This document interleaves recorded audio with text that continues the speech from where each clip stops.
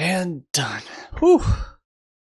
Man, I gotta say, season 20 was a rough one. I don't even know why I should even come back.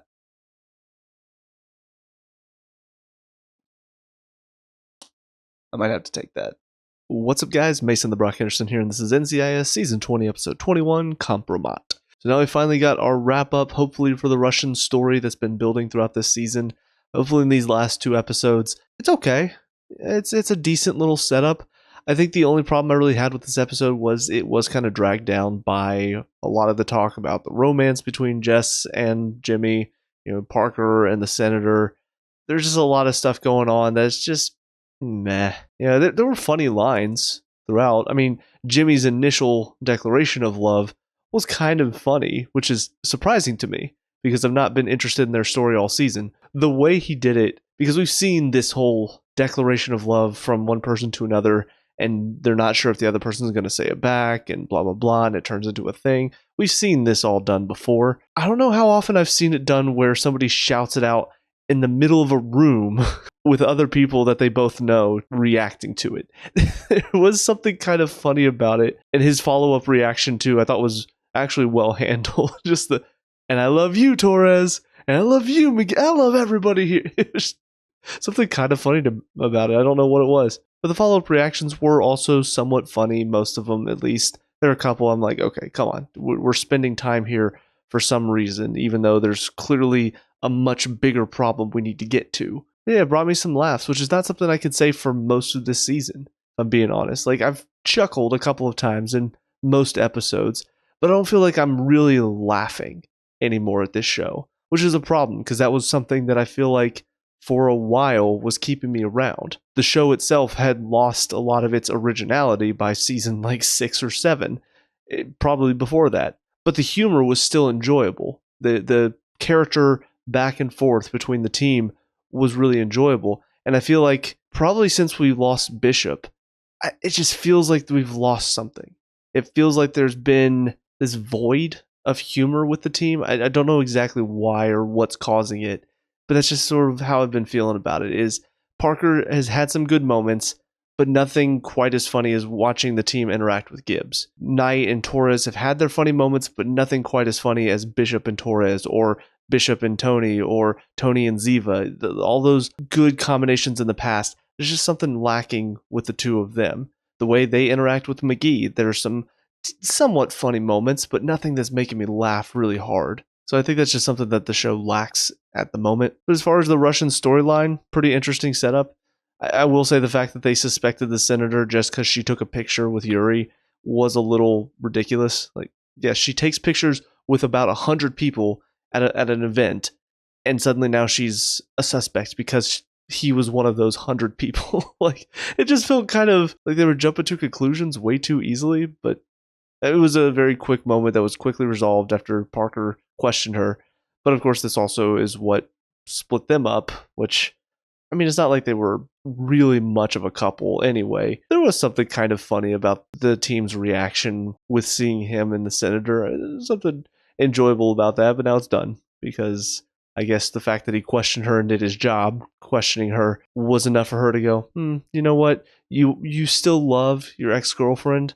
I know what we had was fun, but I'm done now because you questioned me one time because some of the evidence pointed towards me and you had to question me because it's part of your job. The fact that the one guy has connections with the Russians, not too surprising. The way that he was coming after Vance and Parker after they killed off his deal, you could argue that, well, maybe he really just was excited about the deal and thought it was going to make his career or something. But let's be honest, it felt a little too over the top for him to not be corrupt in some way. So I don't know if he actually had a true connection with the Russians, but they did say he had a connection with the Bank of Russia or something like that. So probably being paid off at least by them, even if he's not directly working with them. But as far as Yuri's plan that he set up, I don't know what they're going to do with it, but pretty exciting. This idea that he could just cause mass chaos. I don't know why exactly. I don't know what they would gain or what he would gain from it or whoever he's working for. I don't know what it would be, but it's a big, dangerous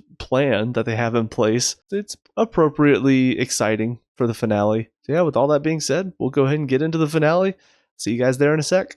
And finally, episode 22, the season finale, Black Sky. A little confusing, if I'm being honest. It kind of feels like stuff was sort of just happening. Like Torres goes to prison to confront Yuri, gets no real information. I mean, gets some info about the cell phone that they're using to text.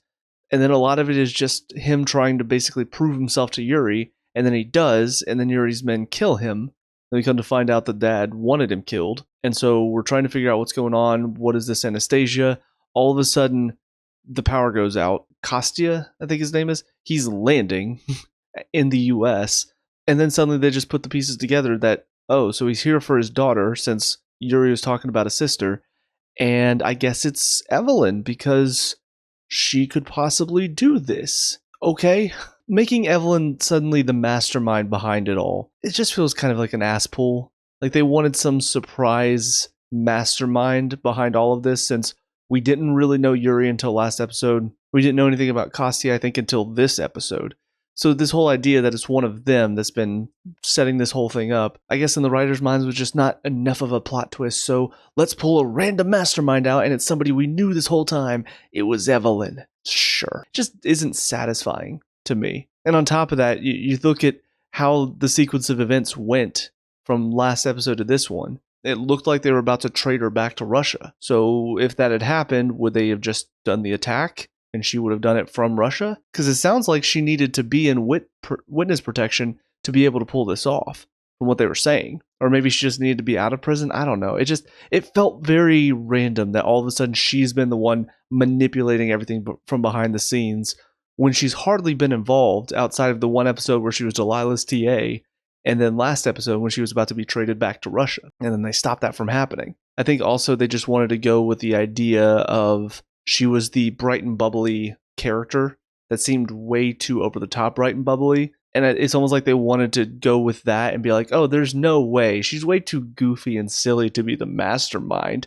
And it turns out she is. I don't know. It just felt like they were trying maybe a little too hard with that. So all in all, it was just kind of a messy wrap up for this whole story with these Russian sleeper agents. The other story in this is, of course, Nick sees this guy at the prison. And he talks later to his sister about, I found him, he's doing it again. And we saw him talking to this one kid that was in prison that said he was being framed for something. I wasn't sure what we were going to do with this. It felt like it was kind of a random story. And it seemed like we weren't really focusing on the kid that much. So when all of a sudden he's talking to this guy, and you could see by Torres's reaction, he knew something about this guy. I got the feeling that this was going to be a story that probably would carry into next season. And what's funny is, even though I don't really have much interest in the show, something about this story, I'm still drawing theories because it's something personally connected to one of the team members. Because in my mind, I'm thinking this guy takes advantage of maybe young immigrants who are coming over and maybe gets them like a marriage visa or something, and then has kids with them and somehow gets money out of it. I don't know exactly how he would, but it sounds like he just abandons them. Somehow he did this to either Nick or Nick's sister, because we see this kid apparently got framed for something. I wouldn't be surprised if the guy's the one that did it somehow. So I am actually kind of curious to see more about this story. I don't know if it's going to be something that's wrapped up at the beginning of next season, or maybe gets wrapped up in NCIS Hawaii again. But it's a story that I'm actually surprisingly curious to hear more about. But that's going to be for next season, and I don't know when I'm going to be getting back to this show. I will say I saw that next season only has 10 episodes. I'm assuming that has something to do with the writer's strike that was going on, I think, late 2023, if I'm not mistaken. So maybe they were only able to do like half of a season. But with that in mind, it's good to know that the next season will be a shorter one. So I don't feel like I have to sit through so many episodes to get to the end of it. But moving on, I do have one more CBS show to get through now that I've done Elementary and NCIS. So we'll get to that one next. But until then, let me know what you guys think down in the comment section below. What were your thoughts on season 20 of NCIS? Way too many seasons, in my opinion. But what were your thoughts? Let me know. We can talk about and discuss all that good stuff.